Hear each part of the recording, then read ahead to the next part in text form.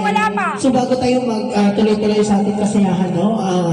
Ipakilala ko lang po sa ating yung ating bagong set of officer ng Dragon Stuntman. Ayan. So umpisahan ko po sa ating president ng Dragon Stuntman. Ayan.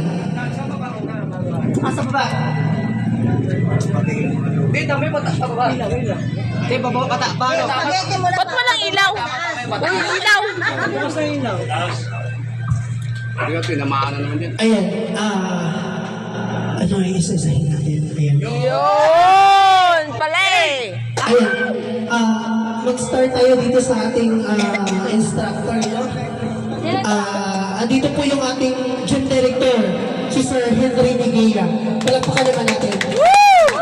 Ayan. Andito rin yung ating isa sa mga instructor.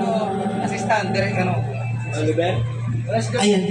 Wala na po na si Sir Oliver. Ayan. So, kanina nandito po si Sir Oliver. Siya po yung ating isa sa mga instructor. Ayan. So, ngayon, ang ating assistant instructor, si Sir Darwin. Ang ating...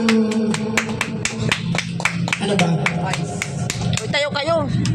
Ayaw tumayo. Ay, bigay tayo. Doon muna tayo. Ayan. Andito rin no, si Kuya Jonel Matuhan, yung ating isa sa mga instructor din. Si Sir Melvin, na lagi natin kasama tuwing Sunday. Ayan, instructor din po natin. Ang ating treasurer na maganda, si Jane Watson. Anong sisya? Ang ganda. Ayan. Sisya na saan? Treasurer. Ano pa ba? Treasurer ka, Jen? Ganun lang. Hindi ko na-info ah. At syempre, nandito din po yung ating bagong Business manager. andito po yung ating bagong Vice President ng Dragon, si Sir John Ronquillo. John Ronquillo. President ka? Bakit? May palag ba? Kaya ka? May palag. Ayan. At syempre, ako pa rin yung Mupo ka na lang. Wala ka tabi. Pagpapakila lang, pagsalitain mo. ayan. So, kailangan daw po magsalita ba isa-isa. Ayan. So, mag-start tayo kay Sir Henry, yung ating Gym Director.